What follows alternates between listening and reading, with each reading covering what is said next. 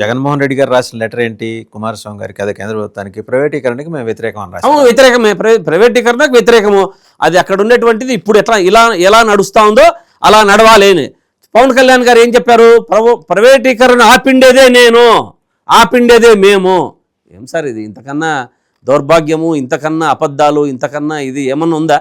మీరు అసలు ఏం మాట్లాడుతున్నారు, ఏం మాట్లాడాలా, అక్కడికి పోయి ఏమి విచారించాలా అన్నది డబ్బు గురించి. ఇంకా ఎస్క్రేసియా ఒక్కొక్కరికి 1,70,00,000 దాని ప్రకారం వస్తుంది. అది వాళ్ళకి వీళ్ళు ఇచ్చేదే. అది యూనియన్ మన దీని ప్రకారము, ఫ్యాక్టరీ నామ్స్ ప్రకారము వాళ్ళకి రావాల్సింది ఇచ్చేదానికి వీళ్ళెందుకు పోవాలండి అక్కడికి? వీళ్ళకి పోకపోయినా రాదా? అది ఎవరు పోకపోయినా వస్తుంది. ప్రభుత్వం నుంచి పరామర్శకు పొమ్మని చెప్పండి, అబద్ధాలు చెప్పడం ఎందుకు సార్? అక్కడ ఉన్నది వాళ్ళకు వచ్చిన నామ్స్ ప్రకారం వచ్చేది వస్తుంది. దాని ప్రకారం ఇవ్వడానికి మీ ప్రభుత్వం నుంచి మీరు ఇవ్వాలి కదా. మీరు అక్కడ చేసినటువంటి ప్రభుత్వం అక్కడ జరిగింది, ఏదైతే ప్రమాదం జరిగింది, ఆ ప్రమాదాన్ని మీరు దృష్టిలో పెట్టుకొని మీరు ఏం చేయాలనేది ప్రభుత్వము మీరు చెప్పినది ప్రభుత్వం నుంచి ఇవ్వాలి. అది కానీ అబద్ధాలు చెప్పి మేము ఇంతిస్తున్నాం అంతిస్తున్నాం అని చెప్పి మీరు ఇచ్చేది ఏముంది? అది ఫ్యాక్టరీ రూల్స్ ప్రకారము, యూనియన్ ప్రకారము వాళ్ళకి రావాల్సినది ఫ్యాక్టరీ ప్రకారం వాళ్ళకి వస్తూ ఉంది. తప్పు లేదు అది ఇవ్వడంలో. మీరు ఏమి ఇస్తారో అని తెలియజేయండి. జగన్మోహన్ రెడ్డి గారు ₹1,00,00,000 ప్రకటించారు, ఇచ్చొచ్చారు. దాన్ని అవహేళనగా మాట్లాడితే ఎట్లా? కొంచెమన్నా ఇది కూడా జ్ఞానం లేకుండా, కొంచెం కూడా మాట్లాడేటప్పుడు మనం ఏం మాట్లాడుతున్నాం అనేది మాట్లాడకపోతే సార్. వేయడానికి పోయినామా? రాష్ట్ర ప్రభుత్వం తరఫున ఏమి ఇచ్చారనేది మీరు అడిగేది. ప్రభుత్వం తరఫున ఏమి ఇస్తున్నారు? రాష్ట్ర ప్రభుత్వం అది చెప్పాలి కదా. వీళ్ళు పోయిండేది ప్రభుత్వం తరఫున కదా. ప్రభుత్వం తరఫున మీరు ఏమి ఇచ్చారు? ఈ సెటైర్లు కాదు. టీమ్ 11 ప్రెసిడెంట్ వచ్చాడా, టీమ్ 11 చైర్మన్ వచ్చాడా, అది కాదు ముఖ్యం.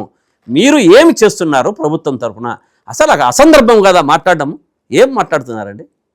అసలు అవగాహన రాహిత్యంగా ఇటువంటి వారిని మళ్ళీ నిన్న మొన్న ఒకటేదో చంద్రబాబు నాయుడు గారు పవన్ కళ్యాణ్ గారు కలిచారంటే లోకేష్ బాబు గారిని సీఎం చేయడానికి అని మళ్ళీ ఏదో మన టీవీలోనే అంతా అంటే మాధ్యమాల్లో ప్రతి ఒక్కరూ ఎవరు అవగాహన కొద్దీ వాళ్ళు మాట్లాడుతుంటారులే. ఇటు అవగాహన రహితంగా మాట్లాడే వాళ్ళని ముఖ్యమంత్రులు చేసే రాష్ట్రం ఏమవుతుంది సార్? ఇప్పటికే అప్పుల ఊబిలో అధోగతి పాలైపోయింది రాష్ట్రం. ఏంది పరిస్థితి? ఇటువంటి పరిస్థితుల్లో మీరు అంటున్నారు, ఓ పక్క ఏమో ఇండస్ట్రీస్ వస్తున్నాయి, ఒప్పందాలు అవుతున్నాయి, ఇండస్ట్రీస్ వస్తున్నాయి, కొత్త కొత్త ఉపాధి అవకాశాలు పెరుగుతున్నాయి. అవి కనిపించట్లేదా మీకు శ్రీకాంత్ గారు? సార్ ఉపాధి అవకాశాలు అసలు ఈ ఉపాధి కింద యువగళం పేరు మీద ₹3,000 ఉపాధి ఇది ఇస్తామన్నారు. అది ఇవ్వమని చెప్పండి సార్. మీ టీవీ ద్వారా వాళ్ళని రిక్వెస్ట్ చేసుకుంటున్నా. పిల్లలకి, మహిళలకి 15 ఇంతకుముందు చూపించా, వాళ్ళకి ఇవ్వమనండి సార్. ఇవన్నీ ఎవరికి కావాలా? వీళ్ళు చేసేటువంటి శిలాఫలకాలకు ఒక్కొక్క దానికి ఇంతెంత ఖర్చు అవుతుంది. కొన్ని వేల కోట్లు వీళ్ళు ఊరికే శిలాఫలకాలకి, కొన్ని వేల కోట్లు, ఊరికే కాదు వేల కోట్లు శిలాఫలకాలకి, వీళ్ళ ఆర్భాటాలకి, వీళ్ళ హెలికాప్టర్లకి, వీళ్ళ యొక్క తిరిగే ఫ్లైట్లకి ఖర్చు పెడుతున్నారు. దాదాపు దీనికే రాష్ట్రంలో నాకు తెలిసి వీళ్ళు చేసిన ఇన్ని లక్షల కోట్ల అప్పుల్లో ఇదే ఒక 25% ఉంటుందనేది వాస్తవం. దీని బదులు ప్రజల మీద పెట్టండి దాన్ని.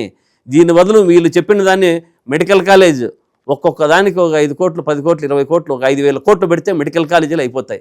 తెచ్చిన మెడికల్ కాలేజీలను తీసుకొచ్చేకిలా వీళ్ళు మాట్లాడతారు. కొత్తవి ఎందుకు సార్?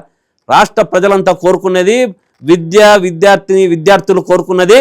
మనము జగన్మోహన్ రెడ్డి గారు ఏదైతే వారి హయాంలో ఎప్పుడూ జరగనటువంటిది, ఎప్పుడూ ఇవ్వనటువంటిది తీసుకొచ్చాడు. 17 మెడికల్ కాలేజు. ఒకవేళ జగన్మోహన్ రెడ్డి గారు వైఎస్ఆర్ కాంగ్రెస్ పార్టీలో 6 మెడికల్ కాలేజీలు ఓపెన్ అయినాయి. ఇంకా 9 మెడికల్ కాలేజీకు దాదాపు 5,000 కోట్లేమో ఖర్చు పెడితే అయిపోయే పరిస్థితి. అన్నీ 80% 90%లో ఉన్నాయి. దాన్ని చేసేదానికి వీళ్లకు యోగ్యత లేదు. మరి ఏందేందో వేరేటువంటి లక్షల కోట్లు ఖర్చు పెట్టి, వేల కోట్లు ఖర్చు పెట్టి ఇష్టానుసారం శిలాఫలక పైన రాష్ట్ర ప్రభుత్వాన్ని, ప్రజలను ఊరికే బూచిగా చూపిస్తున్నారు. సరే, ఇప్పుడు ప్రధానంగా మీరు చంద్రబాబు గారు, పవన్ కళ్యాణ్ గారు వాళ్ళు ఇలా ఏదో చెప్తున్నారు, మత్స్యపుష్పారెడ్డి గారు. మరి మీ నాయకుడి కార్యాచరణ ఏంటండి? మీ పార్టీ కార్యాచరణ ఏంటి? 2 ఏళ్ళు అయిపోయింది. 2 ఏళ్ళలో మీరు వస్తారు, శని ఆదివారాలు ఉండరు, వస్తారు, కాసేపు మీకు కావాల్సిన వాళ్ళతో మాట్లాడేసుకుంటారు, వెళ్ళిపోతారు. మీ కార్యాచరణ ఏంటి సార్? శని ఆదివారాలు ఉండరు. చాలా ఎందుకంటే మీరు కూడా ఎందుకో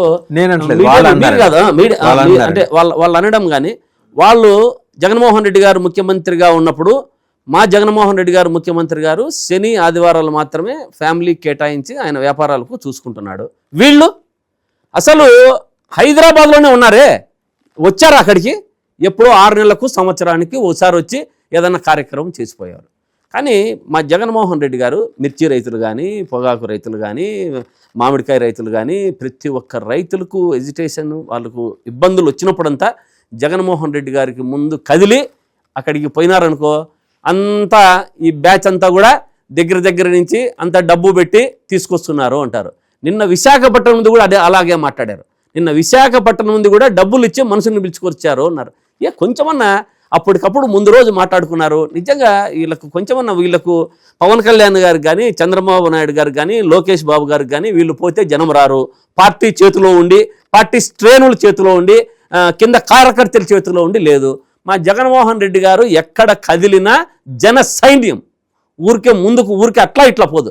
ఎవరు చెప్తారు సార్ వాళ్ళకి? జగన్మోహన్ రెడ్డి గారు వస్తున్నారు అంటే వార్త వింటేనే చాలు, ప్రతి ఒక్క ఇంట్లో నుంచి సైనికులు మాదిరి కలిసిపోయి జగన్మోహన్ రెడ్డి గారిని చూడాలా అనేది ఒక మీ నాయకుడి కార్యాచరణ, మీ పార్టీ కార్యాచరణ. మా నాయకుల కథ మేము ఎప్పుడూ కూడా ఇప్పుడు మా కార్యాచరణ ఎన్నికల ముందు ఏమి చెప్పామో అవే చేస్తామని చెప్పాము, ఏవి చెప్పామో అవే చేశాడు జగన్మోహన్ రెడ్డి. ఈ ఎన్నికల టైంలో వీళ్ళు ఏదైతే ఈ కూటమి ప్రభుత్వంలో పవన్ కళ్యాణ్ గారు, చంద్రబాబు నాయుడు గారు, లోకేష్ గారు ఏదైతే అబద్ధాలు చెప్పి ప్రజలను మభ్యపెడుతున్నారో, ప్రజల పక్షాన ఉండి ప్రజల మాట్లాడే విధానాన్ని మా గొంతుకుగా మేము వినిపించుకుంటూ వైఎస్ఆర్ కాంగ్రెస్ పార్టీ ఈ 3 ఏళ్ళు కూడా అదే పని చేస్తాం. మా కార్యాచరణ అదే. ఏదైతే ప్రజలకు మీరు చెప్పారో అది మేము మీతో చేయిస్తాం, మెడలు వంచి చేయిస్తాం. చేయించేదానికే మేము దగ్గర ఉంటాం, ప్రజల పక్షాన నిలబెడతాం, అన్యాయాన్ని సహించం. మీరు ఏమి చెప్పినది చెయ్యాలా మేము అనే దాని మీదే మా కార్యాచరణ అదే ఉంటుంది. ఇప్పుడు వెన్నుపోటు కార్యక్రమం వాళ్ళు ఏదో ఈరోజు పెట్టారు కదా తిరుపతిలో, ఈరోజు మా సక్సెస్ మీటర్ 2 ఏళ్ళని మేమేం చేస్తున్నాం, వెన్నుపోటు. మీరు ప్రజలకు చెప్పినది ఏది కూడా చేయలేదు. అందరికీ మీ మామగారి దగ్గర నుంచి వెన్నపోటు పొడుచుకుంటూ వచ్చారు. ఇక్కడికి వచ్చేటప్పటికే రాష్ట్ర ప్రజలకందరికీ కూడా వెన్నుపోటు పొడుస్తున్నారు. మామూలుగా అందరికీ గొడ్డలి అంటూ ఉంటారు. మీరు వెన్నుపోటు మీరు చేస్తున్న వెన్నుపోటును మేము ప్రజలకి విస్తృతంగా తీసుకెళ్ళి ప్రజలకు వాళ్ళకు ఏమి చెప్పారో దాన్ని చేయించేదానికి మేము ప్రయత్నం చేస్తూ ముందుకు పోతూనే ఉంటాం.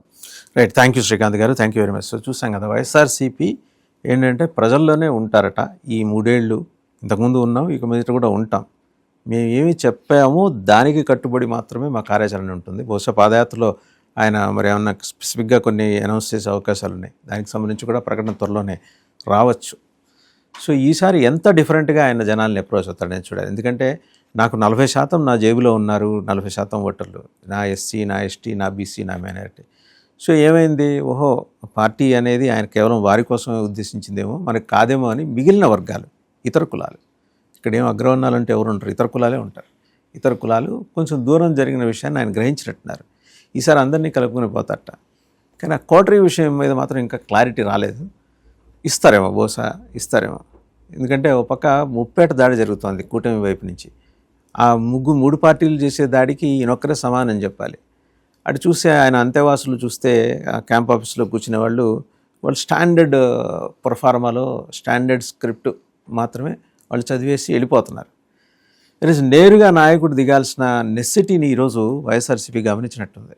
ఆయన దిగిన తర్వాత మరి ఏమైనా పార్టీని ఈ కోటరీ రూపంలో అలా అంటుకుని వేలాడుతున్న కొందరిని ఏమైనా పక్కన పెడతారేమో, డెమోక్రటిక్గా ముందరికి వెళ్తారేమో చూడాలి.